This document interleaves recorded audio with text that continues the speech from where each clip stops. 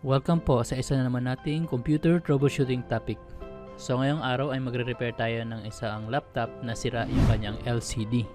So para mas maliwanag so yung video na ito ay hinati ko sa 4 na proseso. So una, paano mo malalaman na sira ba ang LCD mo? So kasi hindi naman pwede yan na papalitan mo yung LCD na baka hindi naman pala yung sira. Pangalawa ay ang basic tips na gagawin mo bago mo palitan ng LCD. Tatlo ay ang tamang LCD screen para sa laptop mo. And finally, number 4 ay yung mismong pag-change na ng LCD screen.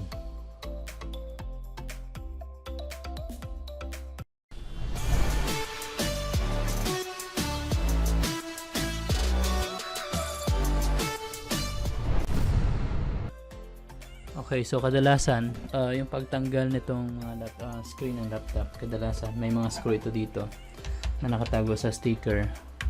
Okay. Pero in this case sa laptop na to wala naman, so pwede na siyang diretsong tanggalin. So usually gagamit ka ng mga prying tool, okay, metal or minsan yung plastic. So pero kung confident ka naman or medyo mahaba yung kuko mo, pwedeng gamitin mo yung kamay mo lang. Okay, so ingat lang, wag damage yung LCD. Okay, yan, para mag snap yan dyan. Okay, tapos para matanggal to dito, all the way baba mo siya. Okay, para umangat siya lalo. Yan, so ganun lang kadali. And then usually 4 na screw yan, yung tatanggalin natin.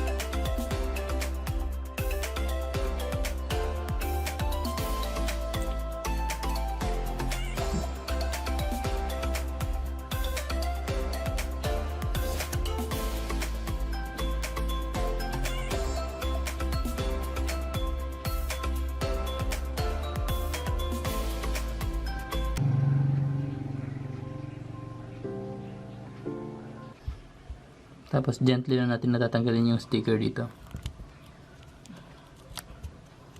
Okay, so pag tatanggalin natin to, wag siyang paangat kundi parang pahila palayo dun sa kanyang pin.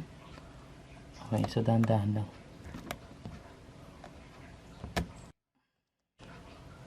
Ayan. So ito ay 30 pin na LCD screen.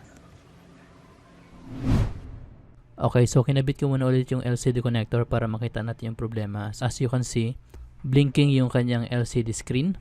Wala siyang display pero as you can see, nagre-respond yung kanyang numlock at saka yung capslock key sa keyboard. So ibig sabihin, okay ang system na to. So kaya lang sira lang yung LCD. So isa yan sa mga tips na pwede natin gawin para malaman na sira yung LCD, or pwede natin itong isaksak sa external monitor.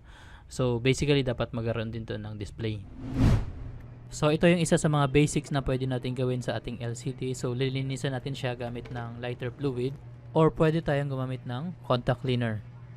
I do have a feeling na LCD talaga ang sira nito, pero itatry lang natin.